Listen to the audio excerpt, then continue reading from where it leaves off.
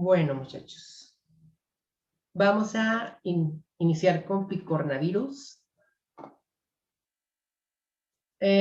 Los picornavirus, muchachos, son virus que actualmente están controlados, a excepción de uno, que es uno de los que vamos a ver al final.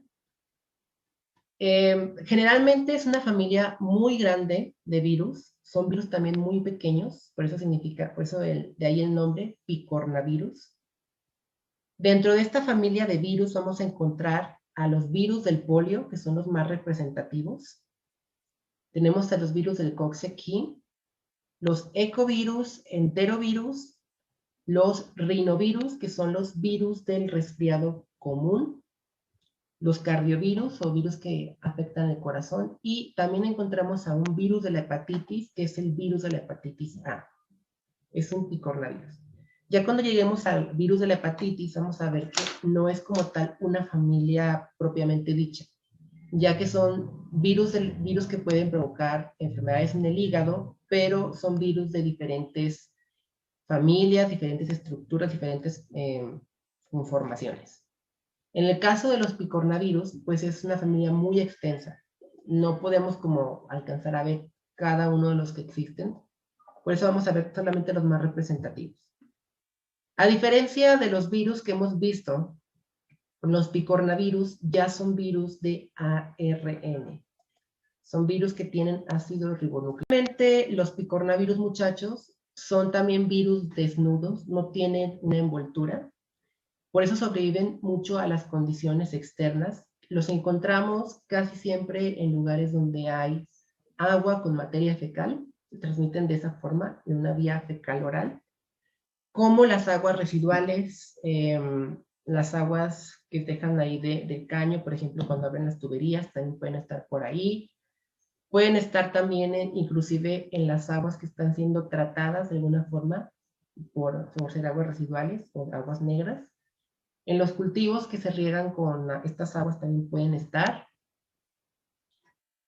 ¿Y por qué los encontramos en tantos lados? Porque al ser desnudos resisten pHs de 3, pHs de 9, que son ya también pHs relativamente alcalinos. Resisten los detergentes y también resisten el calor. Entonces son virus que pueden llegar a sobrevivir por mucho, mucho tiempo.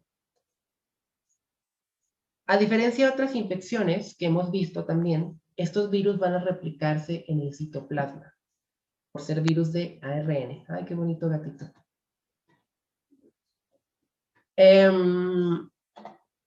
Otra cosa importante es que durante su replicación, la mayoría de los virus van a lisar también las células, van a provocar como tal el daño en las células. Es por eso que vemos en el polio una degeneración de las extremidades, generalmente de la parte inferior. Casi todas las infecciones, con excepción del polio, obviamente, suelen ser asintomáticas o suelen ser de una importancia mayor. En el caso del polio, existen 3 serotipos. El polio actualmente, muchachos, está controlado aquí en México. De hecho, es una de las vacunas que se da en la primera infancia a los niños. Y son vacunas, no sé si las recuerdan que se dan. En gotas, el Sabino. En gotas, exactamente. Se dan creo que me parece que se dan como en 3 dosis a lo largo del tiempo. Pero gracias a eso es que en México no encontramos muchos casos de polio. O al menos yo, en el tiempo que he estado aquí, a lo mejor soy muy joven, no lo sé, nunca he escuchado un caso de polio. Jamás he visto un caso de polio aquí en México. Pero si nos vamos a otros países del Medio Oriente, de África, de Sudamérica, de acá de Arabia, todos esos países, sí encontramos muchos casos de polio. Lo que aquí encontramos en referencia a los picornavirus, pues es el resfriado común. Aquí esta gran familia contiene a los rinovirus, que son los propios del resfriado que todo el mundo hemos tenido.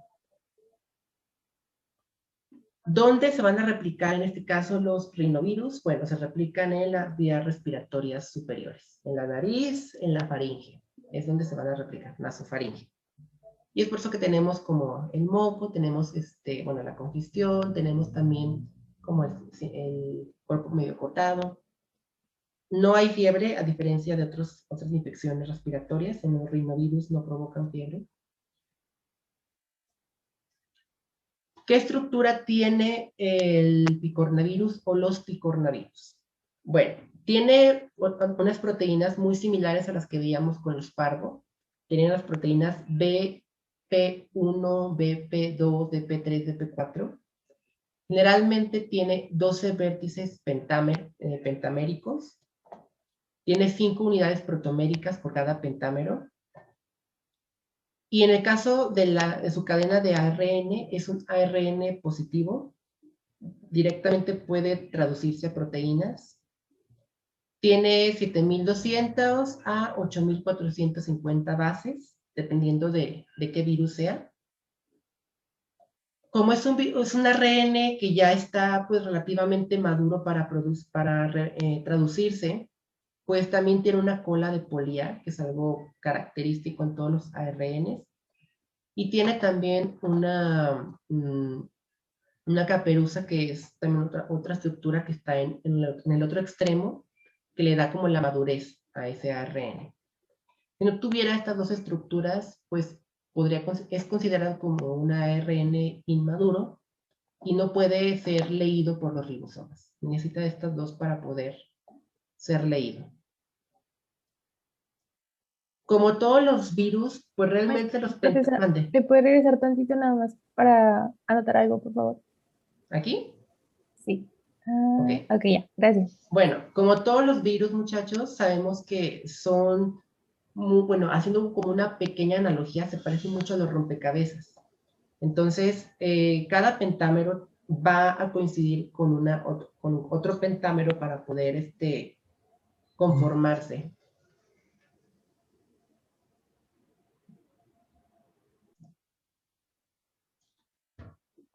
Dentro del genoma, pues también es un genoma desnudo que va a liberarse en el citoplasma. La clave como tal para que se pueda como conformar este virus es que las proteínas que se generan de la cápside son formadas en el mismo citoplasma donde se replica el ARN. Entonces, a diferencia de los virus de ADN, estos no necesitan migrar como tal al núcleo. Ahora sí que todo se hace fuera en el citoplasma.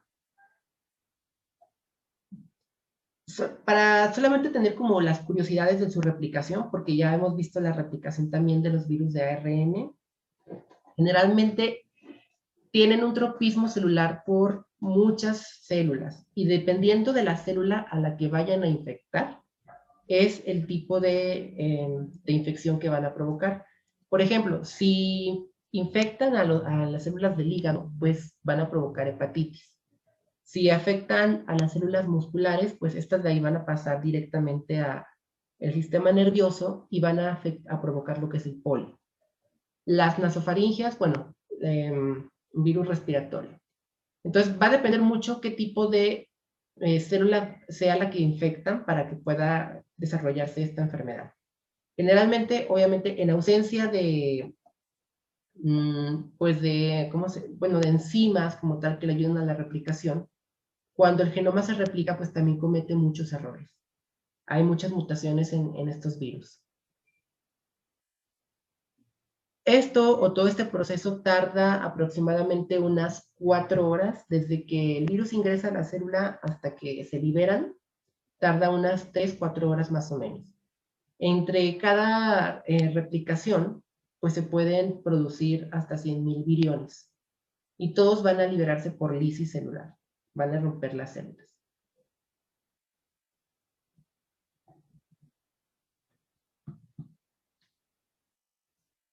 ¿Vamos bien hasta aquí, muchachos? Maestra, ¿le puede regresar un poquito a la diapositiva anterior, por favor? ¿Aquí? Sí, gracias.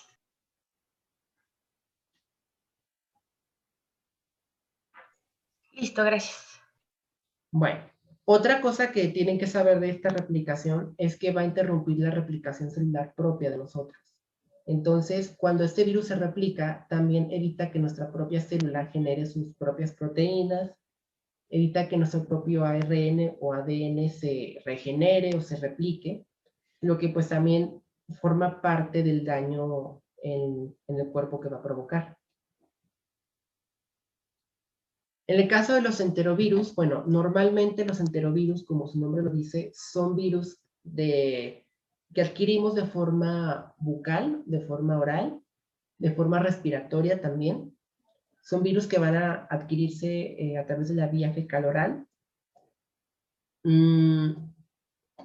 Y uno de ellos, o el principal de ellos, es el virus del polio. El virus del polio se transmite de forma oral. Es la forma en la que se va a transmitir. Este virus va a ser resistente al estómago, bueno, o al ácido clorhídrico del estómago. También es resistente a las proteasas y también a la bilis. Una vez que lo adquirimos, bueno, este va a empezar a replicarse en las mucosas del tejido linfoide, sobre todo en las amígdalas, en la faringe, y de ahí va a pasar directamente a las placas de Peyer, o a las células M de las placas de Peyer, donde va a diseminarse por viremia hacia los demás tejidos que va a infectar. Y aquí encontramos a esos tejidos. Tenemos a la piel, tenemos al músculo, al cerebro, a las meninges y al hígado. Entonces, cada uno de estos virus va a replicarse, va a iniciar su replicación o su proceso patogénico de forma similar, pero ya dependiendo de cuál virus sea, es el tejido al cual se va a dirigir. Y obviamente es la enfermedad que va a provocar. En el hígado, pues causa hepatitis, tenemos aquí a las meninges, pues meningitis, en el cerebro, pues causa encefalitis paralítica o la enfermedad del polio. En el músculo tenemos pleurodinia, que es confundida muy frecuentemente con síntomas de un preinfarto. Tenemos también en la piel pequeñas lesiones muy parecidas a las que provocaba la faringitis herpética. Se conoce como hepargina.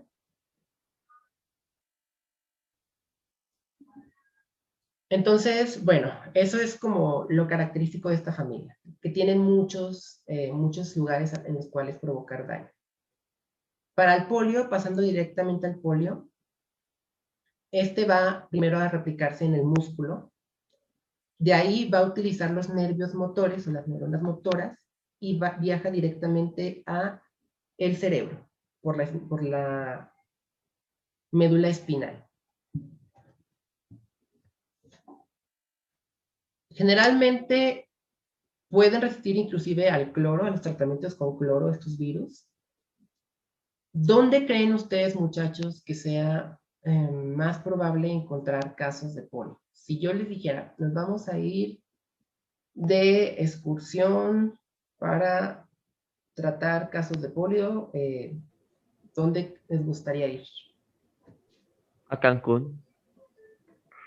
Pues dijo que nos gustaría, pues. En Bueno, el rancho El Colorado. No te Bueno, creas, en países en vías de desarrollo, por que ejemplo, haya lagos y Países en guerra. África, bueno, todo el continente africano, países África, del oriente, el probablemente del Oriente, occidente, Sudáfrica, no, Sudamérica. bueno, sí, vamos a encontrar muchos casos en esos lados, pero curiosamente el lugar que tiene más casos de polio es países como Nigeria en África, Afganistán y Pakistán. Son los Ya países veré que le dije países en endémicos del guerra. polio. Pues sí, son países en guerra. De hecho, mucho de la epidemiología de estos países es precisamente por eso, porque están en guerra, no hay pues un buen saneamiento de agua, mucho menos atención médica correcta. Entonces, son los países en los cuales ahorita actualmente hay pues epidemias de polio. También pueden darse casos de brotes en guarderías, en escuelas, sobre todo en verano, es muy común que se den, más en estos países, generalmente, porque las personas obviamente no tienen buen saneamiento de agua y utilizan el agua que está por ahí para poder dar de beber a los demás y también para poder, pues cocinar, vaya. O sea, en África el agua escasea muchísimo, Afganistán y todos esos países, pues ni se diga. Y la mayoría del agua, pues está contaminada con heces, ya sea de animales o humanas. Y a lo mucho lo que hacen con esa agua es, pues, hervirla, pero el virus, pues, también es resistente.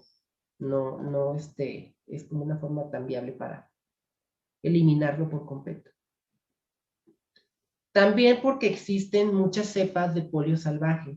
Entonces, a pesar de que en el mundo ya se ha controlado con la vacuna, al igual que la peste bubónica, que es una enfermedad bacteriana, pues hay peste salvaje y hay peste urbana. La peste urbana es la que está controlada por las ratas, pero la peste salvaje, pues no, todavía existe y está libre en el mundo. Y lo mismo pasa con el polio. La mayoría de los casos pues se dan en verano y otoño, que es cuando hay como más calor y el virus puede estar en lugares más propensos. Independientemente del país en el que Maestra, estén. Mande. ¿le puede regresar un poquito? ¿Ahí? ¿Aquí o en otra?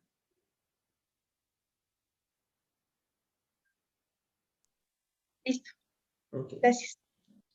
Bueno, independientemente de el cómo, dónde y cuándo se encuentra el polio, si es una cepa salvaje o normal, pues tenemos diferentes enfermedades también, además de esta. Va a depender de muchos factores que una persona se recupere o se agrave, como por ejemplo el serotipo vírico. Hay serotipos que son más agresivos que otros. La dosis infectante, el tropismo celular, por dónde entró la enfermedad, si es una persona menor de edad, adulta, anciana, hombre o mujer, o si está embarazada. Estas son enfermedades que tienen periodos de incubación muy largos, generalmente de 1 hasta 35 días, para que empiecen a aparecer los primeros síntomas. Entonces, es también algo que dificulta mucho como, bueno, de repente dificulta como su diagnóstico. ¿Vamos bien hasta aquí, muchachos? La primera infección son las infecciones por polio. Existen vacunas de virus para los tipos 2 y 3. Generalmente creo que la cepa 1 es la cepa salvaje, para la cual todavía no hay vacuna. Es una enfermedad generalmente al inicio asintomática, cuando se va iniciando con la enfermedad. Se limita sobre todo también en la bucofaringe y el intestino cuando se adquiere. Y conforme se va extendiendo o causando viremia, pues ya que llega a causar todo lo que es esto. Inclusive dentro del polio tenemos otro tipo de pues, infecciones como la poliomielitis abortiva. Como su nombre lo dice, pues es una infección abortiva. No causa más que un estado febril, vómitos, dolor de garganta, malestar general, y aparece a los 3 o 4 días de exposición. Es una infección pues relativamente benigna porque no llega a causar más que eso. La otra es la poliomielitis no paralítica. En este caso aquí tenemos una meningitis aséptica. Va a ingresar a las meninges, provoca dolor de espalda, espasmos musculares y también algunos de los síntomas de la poliomielitis abortiva.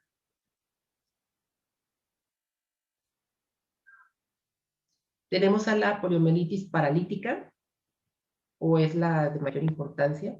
Esta aparece a lo largo de 3 o 4 días después de que el paciente ya tuvo la viremia.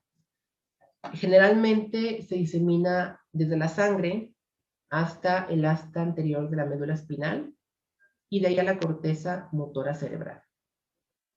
¿Qué va a provocar esto? Puede provocar 3 cosas. La primera es que simplemente cause un daño en la parte de los miembros o en las piernas. Y la segunda es que cause un daño desde la parte cervical.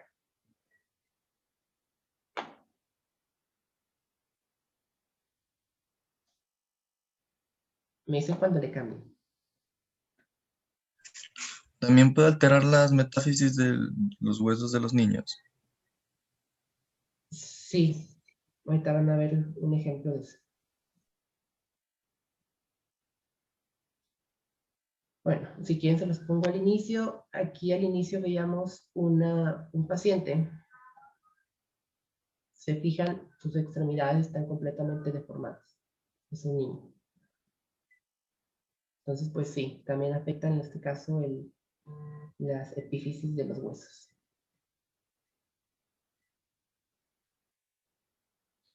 En la poliomielitis paralítica, bueno, aquí el primer síntoma que se tienen o que tienen los pacientes es la flacidez o la pérdida de tono muscular a nivel de los músculos. Esto es porque el virus se está replicando a las células musculares. Entonces, empiezas como a perder cierta tonicidad, a pesar de que pues estés bien nutrido de alguna forma, vas a notar que tus músculos empiezan a volverse muy débiles, muy flácidos, muy aguados, si es la palabra más vulgar o común. También después encontramos la pérdida de sensibilidad de la extremidad. Vas a sentir ya que no sientes la pierna o no sientes como tal el brazo. Generalmente se asocia más como a las piernas. También puede extenderse a las 4 extremidades, ambos síntomas. Cuando pierdes la sensibilidad es porque el virus ya pasó de las células musculares directamente a los nervios y ya está migrando directamente a la corteza cerebral. Entonces es por eso que pierdes la sensibilidad. Si no se da tratamiento adecuado, pues puede complicarse. Inclusive los pacientes pueden tener 3 opciones en su resolución de la enfermedad. La primera es que si se da un tratamiento adecuado en las primeras etapas, se recupere. La segunda es que tenga una recuperación parcial. Y la tercera es que muera. Son las 3 opciones que pasan. Casi siempre las recuperaciones se dan después de los 6 meses, inclusive hasta los 2 años. O sea, son tratamientos pues demasiado largos. Y en muchos casos pues son parciales, no quedan al 100% bien y quedan pues discapacitados. La más grave pues es la poliomielitis vulvar, porque aquí se paraliza lo que es el bulbo raquídeo. Ustedes que ya llevaron neuroanatomía, ¿qué pasa si se paraliza el bulbo raquídeo o si se afecta el bulbo raquídeo?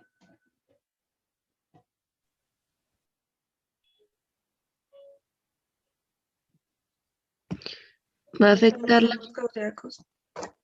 ¿Mandé? Te afectan los ritmos cardíacos. Muerte, ¿no? O sea, prácticamente muerte. Pues sí, el paciente la respiración. se afecta el ritmo cardíaco y también, en este caso, la respiración. O sea, el paciente ya no puede respirar. No tiene control sobre la funcionalidad de su cuerpo de aquí para abajo. Entonces, Aparte de eso, Ajá. pues también el equilibrio, ¿no? Ajá, así es. El equilibrio de movimientos coordinados, poco finos. Bueno, según lo que recuerdo de neuroanatomía, creo que el equilibrio es por el cerebelo. El cerebelo es lo que da como la coordinación y el equilibrio. Son varias cosas, pero Ujú. pues, sí. Pero Varias bueno. cosas son las que... Pero aquí el problema es que los pacientes pues dejan de respirar, no pueden respirar ya por su cuenta. Entonces lo que se necesita hacer es una traqueotomía para poder insertarles un tubo respiratorio. Y pues tristemente casi el 100%, 75% de ellos pues terminan muriendo. Número 1 porque pues no quieren vivir conectado a una máquina simplemente toda la vida. Es estar conectado al respirador para siempre. Y obviamente los cuidados paliativos son muy caros ya para un paciente que está en este estado. Número 2, porque pues, pueden presentar muchas infecciones, muchas complicaciones ya con un respirador, desde infecciones pulmonares hasta más. Falla renal, pues todo se complica, vaya. También uno de los primeros síntomas que ocurre aquí es que pueden también empezar como a dejar de hablar, empiezan a perder la voz. En el síndrome postpoliomielítico, bueno, esto ya no es como tal una afección directamente, es más bien una secuela de la poliomielitis paralítica. Entonces, aquí, pues, los pacientes quedan, pues, parapléjicos, bueno, o paralíticos.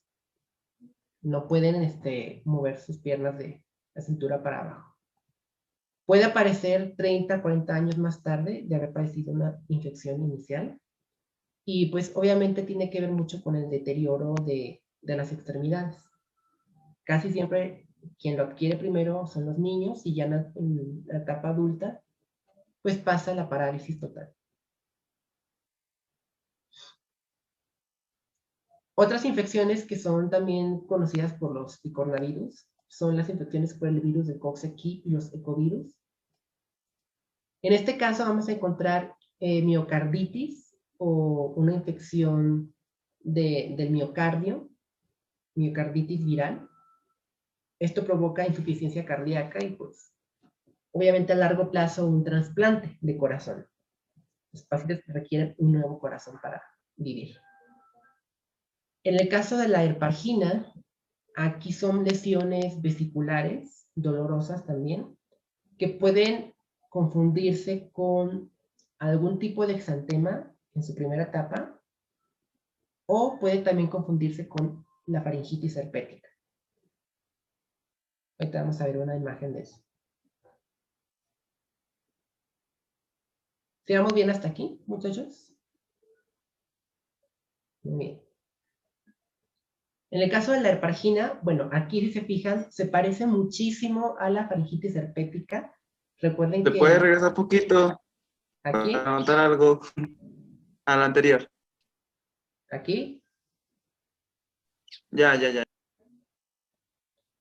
bueno, esto es la herpargina, se parece a la faringitis herpética, son lesiones a nivel de la úvula y también aquí del paladar superior. Se acompaña con fiebre, con dolor al deglutir, por lo que los pacientes no comen, no pueden comer, y hay pues un descenso del peso, hay anorexia. Existen también vómitos,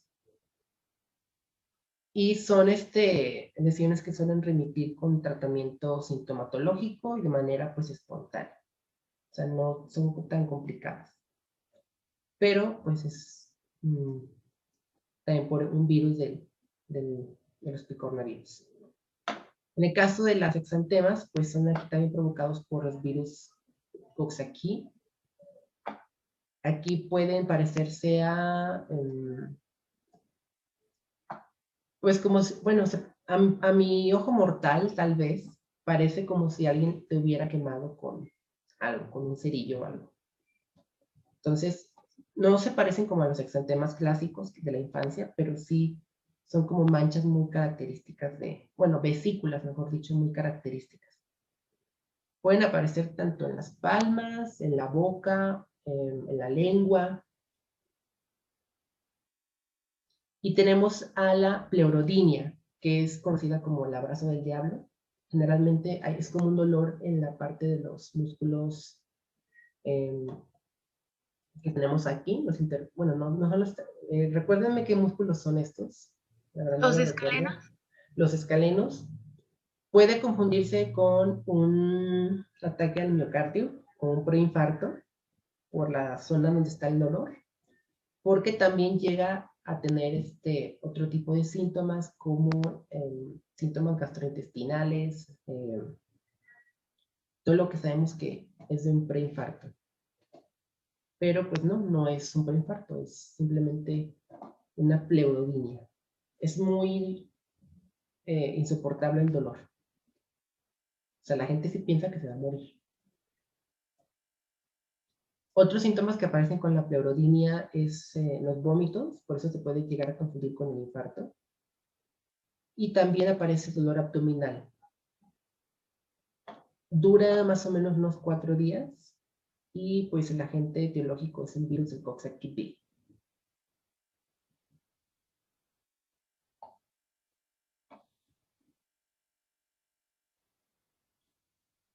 Si fuera un infarto, pues sería del otro lado.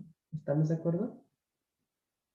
Aquí está el corazón, sería del lado derecho, no del lado izquierdo.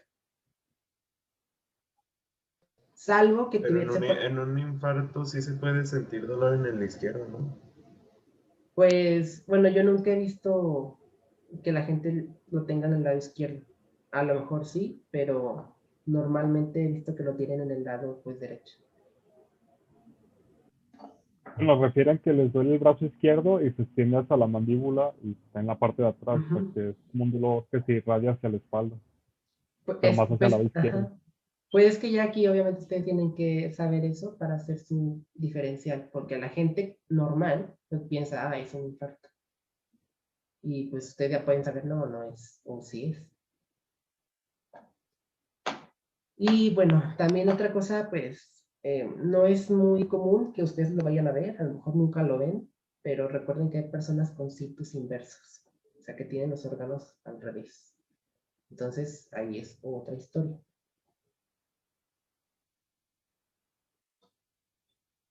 La última afección es la meningitis vírica y esta es una forma aséptica. ¿Cuál es la diferencia entre una meningitis bacteriana y una meningitis vírica? ¿Cuál creen que sea la diferencia? Que una es más mortal que otra.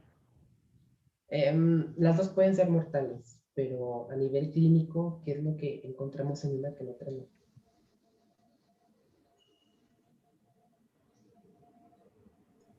Pues en general es Las- más fácil tratar una enfermedad bacteriana, ¿no? Bueno, algo que tienen que como tener en cuenta es que la meningitis bacteriana siempre deja como una marca en el líquido cefalorraquídeo, ya sea lo deja más turbio o también lo puede haber neutrófilos en la muestra. En el caso de la vírica, el virus no deja como, por eso se llama meningitis aséptica, porque el líquido cefalorraquídeo aparece relativamente normal, pero pues con los síntomas de la meningitis. Vaya. Entonces, es la diferencia entre una y otra.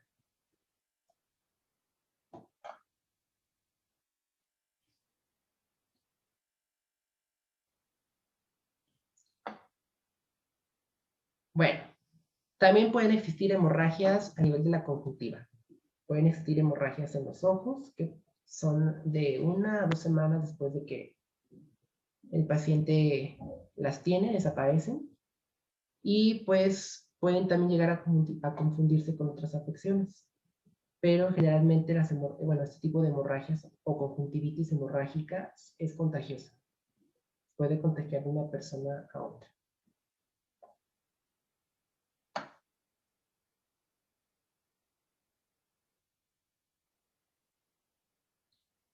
El diagnóstico, bueno, casi siempre se basa en clínica también. Y si quieren tomar muestras, pues la muestra más indicativa es la de líquido cefalorraquídeo. Una punción lumbar es la forma más característica para tomar la muestra. Y bueno, lo que les comentaba es que en el líquido, en las infecciones virales, pues no hay neutrófilos, cosa que sí existe o puede existir en las bacterianas. Es algo que tienen que tener en cuenta para distinguir una de otra. El cultivo como tal no es muy eficaz realmente porque tarda mucho tiempo en que se aísle el virus y aparte las células en las que se tiene que cultivar el virus es en las células tisulares de riñón de mono. Entonces, pues no cualquier hospital tiene células de riñón de mono. Otra forma de hacerlo es con la PCR, puedes detectar directamente el virus, ya con eso es lo más rápido, lo más conciso y lo más seguro. Y para el tratamiento va a depender muchísimo de qué tipo de infección es.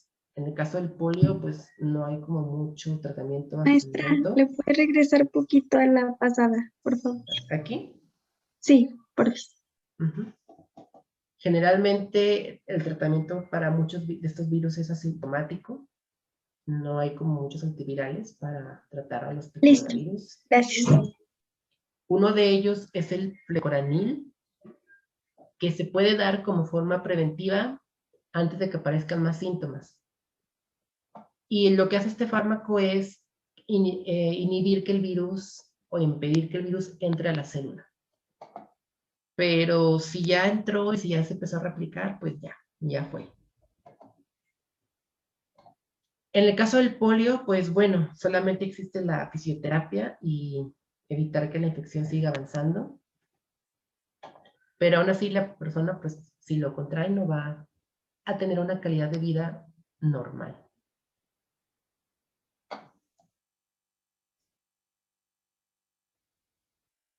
La única forma pues, de prevenir todo esto es con las vacunas. Y son vacunas que se dan como en goteritos. Generalmente se dan a los 2, a los 4 y a los 15 meses. Y después se dan a los 4 y a los 6 años, como manera de refuerzo, me parece. Es la única forma que se tiene para prevenir las enfermedades del polio. Y pues aquí en México, hasta el momento, bueno, les digo, yo nunca he visto un caso de polio. Y tampoco lo he escuchado. Entonces, ha funcionado.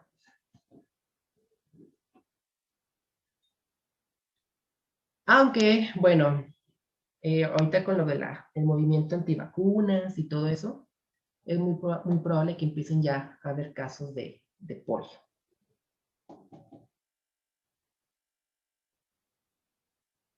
¿Preguntas hasta el momento, chicos?